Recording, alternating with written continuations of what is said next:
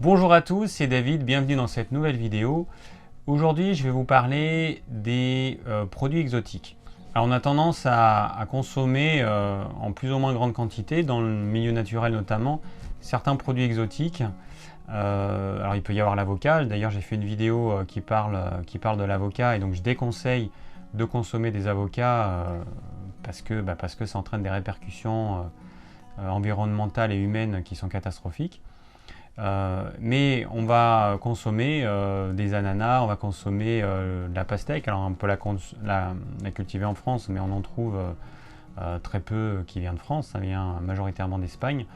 Et puis on va consommer des noix de coco, du gingembre, du curcuma. Donc notamment Thierry Casasnovas, que j'apprécie beaucoup, hein.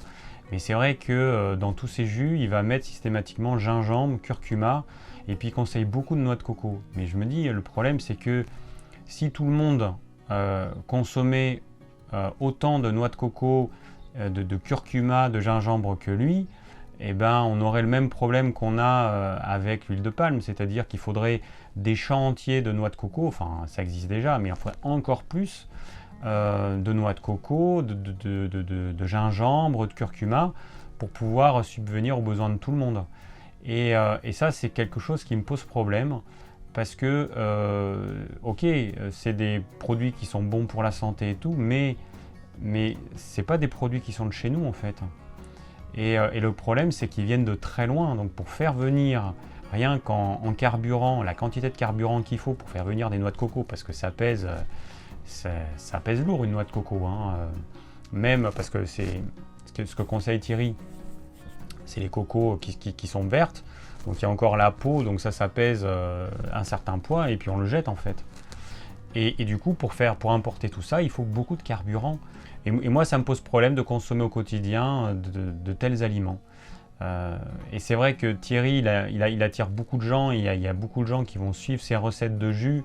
Et donc, du coup, il va y avoir une forte demande en noix de coco et tout. Donc, lui, il a mis en place un système d'importation. Bah, ok, bon, c'est bien. Il conseille ça. Et puis, du coup, il met en place un truc pour que les gens en aient. Mais pour moi, franchement, c'est pas une solution. Moi, je suis pour qu'on consomme des produits qui soient locaux. De toute façon, c'est l'avenir. Consommer des produits locaux. Aujourd'hui, on peut cultiver, par exemple, en France, des pastèques. Moi, tous les étés, mais c'est en fin d'été qu'elles sont mûres les pastèques ici. Hein, j'habite dans le sud-ouest de la France. Et ben, je sais qu'en août, je vais avoir des pastèques qui ont poussé à 20 km d'ici. J'ai un maraîcher qui fait des pastèques. Alors, je ne vais pas en avoir pendant très longtemps. Hein. J'en ai pendant un mois à peu près. Et ce sont des pastèques locales. Donc ça, ok. Mais par contre, importer des pastèques d'Espagne, parce que là, les pastèques qu'on mange, elles sont évidemment pas locales, hein. Et donc, c'est vrai que j'ai vu une vidéo de Thierry il n'y a pas longtemps où il mettait dans son jus pastèque. Alors, les groseilles qu'il faisait de son jardin, ok. Mais il mettait donc gingembre, curcuma. Bon, ça c'est systématique. Mais il mettait aussi des myrtilles de culture qui pour moi n'ont pas d'intérêt nutritionnel, parce qu'on voit quand on goûte une vraie myrtille, moi j'ai été élevé notamment en Ariège, donc dans la montagne on avait des bonnes myrtilles, j'ai été élevé à la myrtille sauvage quand j'étais enfant, et quand on goûte des myrtilles de culture, mais ça n'a rien à voir, c'est fadouille la myrtille de culture. Donc en termes de nutriments, ça n'a strictement rien à voir, donc je vois même pas l'intérêt de mettre ça dans un jus antioxydant. Pour moi ça n'a vraiment aucun intérêt. Mais bon, ça c'est personnel. Et puis après c'est un truc qui vient de je sais pas où. Donc c'est vrai que moi je suis contre ça. Je conseille personnellement dans mes jus de légumes, donc je prends un jus de légumes tous les jours.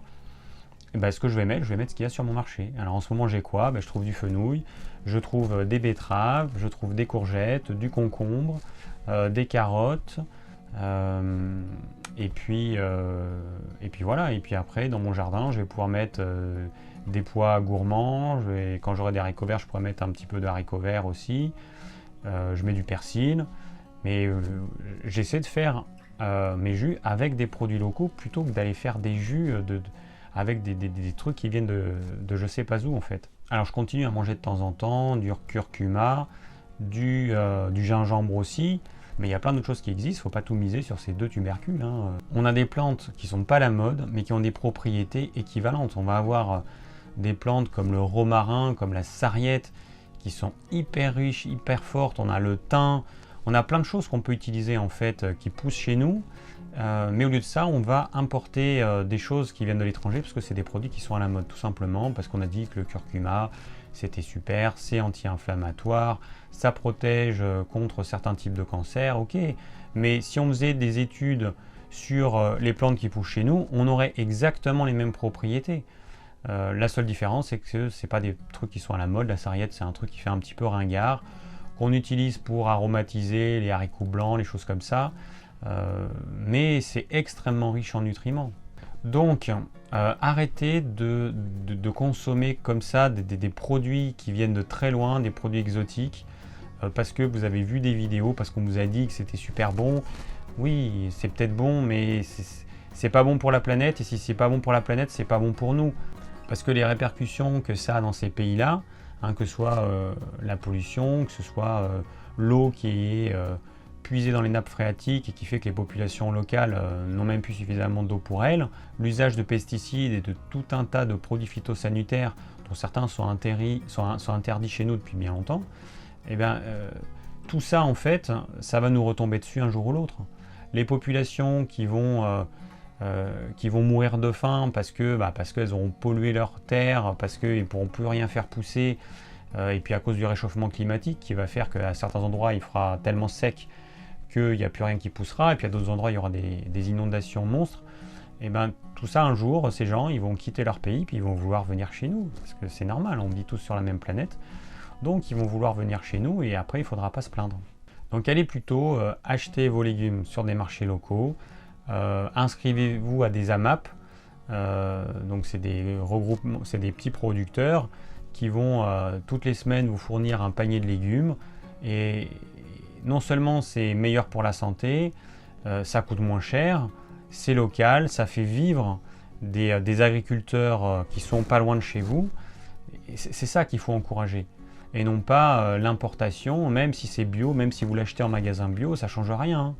Pour moi, il ne faut pas encourager la consommation de produits qui viennent de loin, qui sont cultivés, on ne sait même pas comment, même si c'est en bio, on ne sait même pas comment c'est cultivé exactement. Et puis voilà, et ça va forcément avoir des répercussions environnementales, rien que le transport en fait. Le carburant qui est utilisé pour importer ces produits-là, c'est un gaspillage inutile.